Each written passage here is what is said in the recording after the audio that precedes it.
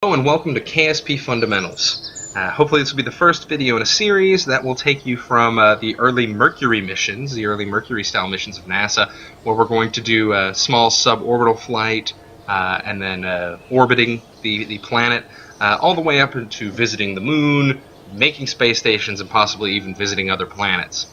So this is not intended to teach you how to game career mode, get a lot of science really fast, nothing like that. Here we're just going to talk about how to build rockets, sort of some of the vocabulary that gets thrown around when describing rockets, things like delta V and prograde, retrograde, apoapsis, that kind of nonsense, and get you ready to build your own stuff, make your own craft, and tackle career mode in your way or play around in sandbox mode in your way.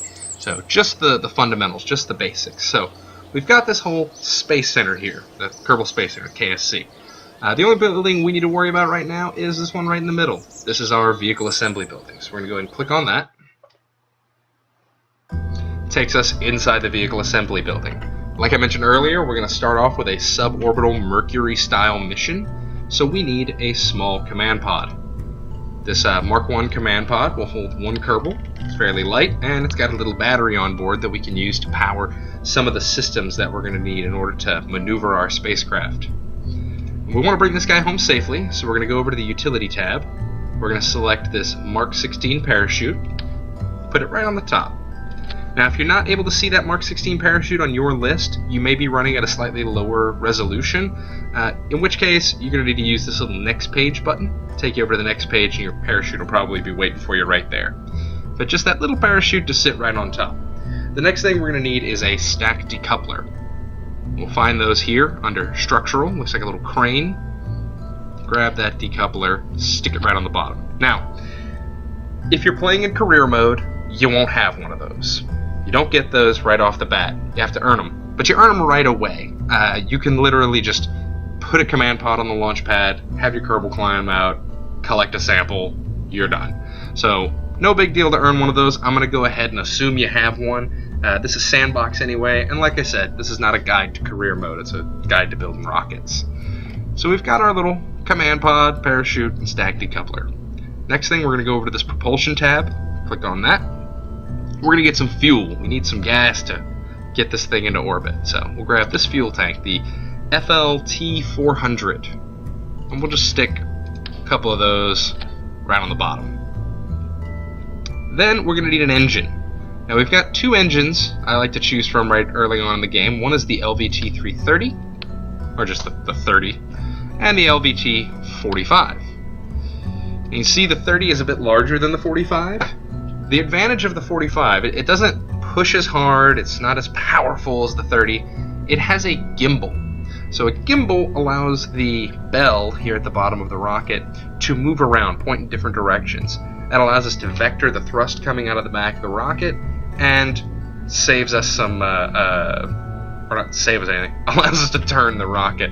Can save you a little electricity. You're not constantly trying to turn using the electricity from the cab. So, for right now though, we don't really need that, so I'm going to take this guy and put it back. We're going to just use this big one. You get it right at the beginning of the game, you should definitely have it unlocked. And this is just a dead simple little rocket. Like, this ought to just go to space somewhat, right? Guy on the top, fuel in the middle, rocket on the bottom. Seems like a recipe for success. And down here at the bottom right, we've got our staging events. First thing will happen when we launch the rocket will go off. Next thing will happen, we'll use this decoupler to detach our rocket from the bottom. And the final thing that will happen, we'll use our parachute to slow our descent so we don't turn Jeb into mush. I'm just going to name this Rocket 1, just to organize it. Name it whatever you like if you want to come up with something a little more interesting, but for now, this guy's just Rocket 1. And then we're going to go to the launch pad with this button.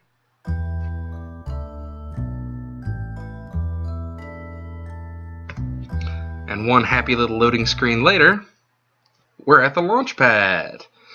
Now our interface has changed just a little bit. We've got Jebediah down here. That's kind of the big new arrival for us. We didn't see him back in the VAB, but he's loaded inside the craft. He's ready to go. We've got a couple of buttons, EVA and IVA. Don't need to mess with those right now. That's for going inside and viewing from within the craft, or to get your Kerbal out of the craft and have him walk around. Not something you really need to do right now. We've got a resources tab up here at the top right. This tells us how much electricity we have, which we're going to use electricity in this particular craft to turn it. We'll also be gaining electricity from a sort of an alternator in this rocket. So as it burns fuel, it'll create us some electricity. We've got monopropellant, which is something you use to EVA your Kerbals to make them move around. You also use it for some fine adjustment on your spacecraft with some little reaction control motors. We're not going to use those in this particular mission. Again, we're going dead simple. We have no reason to use that kind of stuff, so no reason to worry about those. What you need to worry about is liquid fuel and oxidizer. Liquid fuel is what you're burning to go somewhere, and oxidizer is the oxygen to allow that fuel to burn. You got to have both or you don't get a reaction. There's no oxygen in space. So rockets have to carry their own oxygen. Don't worry too much about the difference between the two of those. You can start messing with them later if you like, but for now, you can just treat those as one thing. That's fuel. That's what's burning. That's what's getting you where you're going. Now, down here, we've got those staging events that were at the bottom right-hand corner of our screen. Now they're over here on the bottom left. We've got this little light telling us we're ready to stage. We're ready to take off. We've got some other buttons and some other doodads that we can get into later. For now, you don't have to worry about those. It's just more information on the screen. You can block it out. You don't need it at this point. Top left, you've got some stuff you might need. You've got the mission elapsed time. It's going to tell you how long your little Kerbal's been flying around. Then you've got the warp button right here. We can actually speed up time, which is very important when you start doing things like flying to Dunna, which is like, Mars. That's really far away. It's going to take you like 6 months to get there or something. You're going to want to speed up time so you're not just waiting for that to happen. So this is our time acceleration.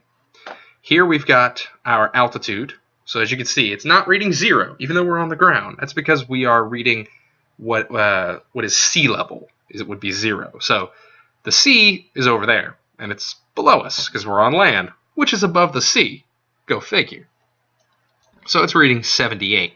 That's something to keep in mind later on when you're coming down for a landing and you're saying, oh, it's okay, I'm still 80 meters above the surface. No, you're not. 2 meters above the surface and you're about to crash. So keep that in mind. Later on, we start looking at IVA, looking at the inside of the craft. We'll look at the radar altimeter, which will give you your true altitude above the ground. We've got some other dials and knobs here. You don't need to worry about those, all these little buttons. This thing that keeps popping down is recover vessel. So once we're on the ground like we currently are, you can recover your vessel, which just sort of ends your flight. Don't worry about that right now. We've got an abort button for when things go real bad.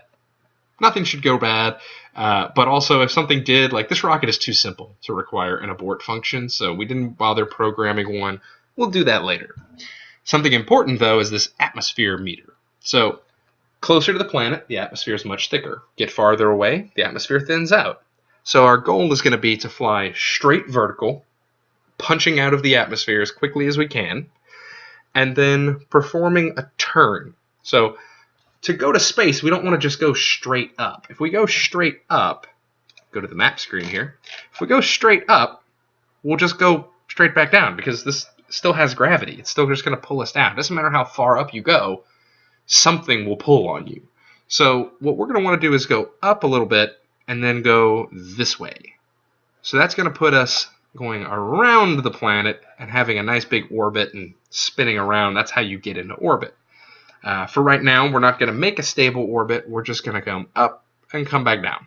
So we're going to have a nice big arc and give us some hang time to be up in space. It'll also give us a nice angle to hit the atmosphere at, which will slow us down to some speeds that would be appropriate for using a parachute. So if we finished with the familiarization of the interface here, we can go ahead and launch this thing. So first things first, how do we turn up the throttle, right? We got to turn up the throttle if we're going to go. That's the left shift key. If you hold that down, you'll see your throttle, this little meter right here, will start to come up. You've also got the control key on that side, will bring your throttle down. So throttle up, throttle down, and then you're just going to hit the space key. Hitting the space bar, stages. So if I hit it again, it will disconnect. If I hit it again after that, it'll open the parachute. I don't want to do those things. We're just going to carry on upwards. Now, as we go up, we're punching through this thick, dense part of the atmosphere. And we're starting to turn over. Why are we turning over? Oh, because I didn't turn SAS on. This whole thing is a failure. So, I didn't actually plan on that, but here's an important lesson. Without guidance, your rocket just sort of flies around. So we do have an emergency. How are we going to deal with this emergency? We're going to hit the X button. X kills our throttle, just takes it down to 0 right away. Then we're going to hit the space bar. That's going to disconnect us from the rocket beneath us. And we're going to hit the space bar again. It's going to open our parachute up. So now we're gently floating downwards. We can see our rocket debris falling beneath us there. Our parachute will soon open and bring us to a nice gentle landing out in the ocean here, right off the beach. And just swim to the shore, and hopefully somebody will be there to greet us with a margarita, some nice salt on the glass, and a little chair here on the sand, and we can just appreciate the lovely day. Since we're not going to space, we may as well enjoy the surface. Let's just take this all the way down. I'm speeding up time now so we can fall a little faster with this big parachute. So we're going 6 meters a second, more than slow enough to have a nice safe landing. I'm going to just let it fall at its normal rate now. As soon as we come in contact with the surface, parachute disappears. And we're touchdown. Nice and safe. So that was a failure, but we did learn something, right? We had no guidance, so we just went bananas and started flipping over. I'm going to take us back to the launch 7 minutes ago. Revert, back to launch. All right, back in the launch pad. What did we not do? Let's see. We turned the throttle up, but we did not hit the T key. The T key is your stabilizer. You got a little computer on board here that wants to stick to one heading. So whatever direction you're pointing when you press that T button is the direction it wants to keep going. So I've hit T while we're pointing straight up. It's going to try to keep us straight up. I'm about to hit the space bar. Let's see what kind of a difference we get this time. Dead. Straight as an arrow. Beautiful. So, now that we're flying straight up and not tumbling end over the space station and scaring the bejesus out of all the people that live and work around here, we can start talking about the atmosphere again. So, the atmosphere is very thick down here at the bottom, down here by the ground. So we want to get through that quickly. Now, there's other schools of thought for how to do this. You might want to go a bit slower than I'm going right now to be more efficient. We're not really going to mess with like throttling right now or anything like that. We're just going to go up. We're doing this simple. But once we get to 10,000, we're at 8 right now. Now we're at 9. So once we get to 10, we got to turn. All right, there we go. So we're going to start turning. We're using the WASD keys. That's our controls. We're just very gently pointing it right at this 90. So that's 45-degree turn to the right, down on the 90-degree heading. And the SAS says, okay, you want to go that way? It locks back in, and it keeps pointing us that way. We've just run out of fuel. So now we've gone up 10,000, we've turned, and we're still gaining altitude because we're still going really fast. So if we go over here and look, you can see we're going up to, just before we would have gotten to space. That's a bummer. But we still get the idea. It's still a nice little hop. So we're rising upwards. We can go ahead and disconnect from the rocket beneath us, and we can turn off our guidance system since we have nothing to do. We're just going to ride this thing out. So the reason we did that turn was to point us away from the space station, to get some angular momentum, to get some speed along the surface of the planet. If we get going fast enough, it's kind of like, you throw a ball, the ball falls in an arc. If you threw the ball fast enough that arc was the same arc as the shape of the planet, the sphere of the planet, the ball would never hit the ground, right? Except, it would hit the air, which would slow it down, which would cause it to fall. In this case, once we're in space, we can just accelerate all day and get that perfect circular arc that never comes back in contact with the planet. So yeah, we're going to max out right about 68,000 meters, which is a pretty respectable suborbital hop. You can see Jebediah is more than happy. He's just having a ball. He loves space flight. And we don't have to do anything from here on out until we get a bit closer to the ground. So we can just ride this out, enjoy the view, get a look around.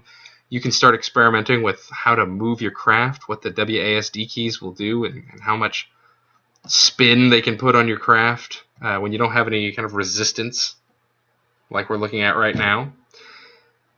Now, if you get yourself into a nice little spin like this and hit the T key, you see you'll come to a screeching halt. That's that SAS, right? It's found a guidance. It's locked you into a particular direction. So I'm just going to let this guy sort of tumble and speed up time. We're going to fall back into the atmosphere. Now, as we fall back down, we're going to go through all those stages of the atmosphere again. And once we get right about here, at about 30,000 meters, the atmosphere is going to get much thicker very quickly. And we're going to lose a lot of speed. Now, in a normal spacecraft, this results in lots of heat. And it's no different here. We get compression heating from smashing so much air into the bottom of the spacecraft. We're not going very fast right now, so yeah, so we get a little bit of compression heat effect, some re-entry flames on our spacecraft. There's no actual heat yet in the game, so no danger for your Kerbal. He's not going to burn up in there. Just get a fun little fireworks show. Now we're a little lower. We're getting some Mach effects because we're breaking the speed of sound, and those look really cool. And now we're down into this thicker part of the atmosphere. You can see how quickly we're losing speed. You know, we're falling. We're falling into the planet's gravity well, and yet we're losing speed. Like, that's how thick the atmosphere is here on Earth and here on Kerbin. So what? We can see a little island here to our north. We're getting closer and closer. The scale of the planet is really becoming apparent as we get closer and closer and closer to it. And our speeds drop quite a bit. So I'm going to hit the space bar again and deploy our parachute. So there's our parachute out there in the wind. It's slowing us down. Now, that's not what a parachute's supposed to look like, right? Remember before, it opened up at about 500 meters, so we should have a similar experience here. If you look off to the left, there's our rocket debris. Just splashed down in the ocean. But we're not going to splash down. We're going to land nice and safe under this big canopy. And that's it. That's a little suborbital hop. I mean, we got to the very edge of space. If we were in a vicious space race with another superpower, we might claim that we got that extra 1,000 meters just to, you know, get it in the record books and stick it to the man. Some kind of slightly trivia, some sort of unknown things about the Vostok 1, the mission that Yuri Gagarin became the first human to go to space. He actually exited the spacecraft in an ejection seat. The parachute that was going to bring the Vostok spacecraft to the ground was still going to be moving at something, I believe, like 10 meters a second. So that would have just smushed him inside. They were a bit worried about that. They didn't want to lose him inside the spacecraft.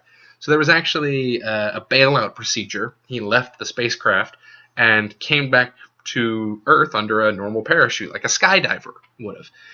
That would have technically made it not a proper like aviation record, since he did not land in his spacecraft. And the Russians kept that secret, and I think until the fall of the Soviet Union. You know, all that cool Cold War stuff. We've got to one-up the other guy. But there you go, Jebediah, he's made it down in his spacecraft, and if the Soviets ask, we'll just say we went to 70 instead of 69, get it in the record books, and that's a propaganda victory for us, right? I'm going to revert that flight back to the vehicle assembly building. Now, normally you'd recover your spacecraft or just return to the Space Center if you'd like to leave your spacecraft out there, but we're just coming back here to sort of look at our rocket. Now, if we wanted to go a little bit further, we could go over here to our propulsion section, maybe get another fuel tank to put in there, give them a little extra oomph to get a little further. We'd start doing revisions. So that's kind of how the process works. That's the basics of it there, right? We launch, we go to space, we come back. So that's going to do it for this first little fundamentals video. I hope you'll come back for the next one whenever I get that one posted, and that's going to cover reaching orbit, circularizing our orbit, and beginning to explore some orbital operations and orbital maneuvers. So that should be very exciting. I hope you'll join me for that, and everybody, have a wonderful day.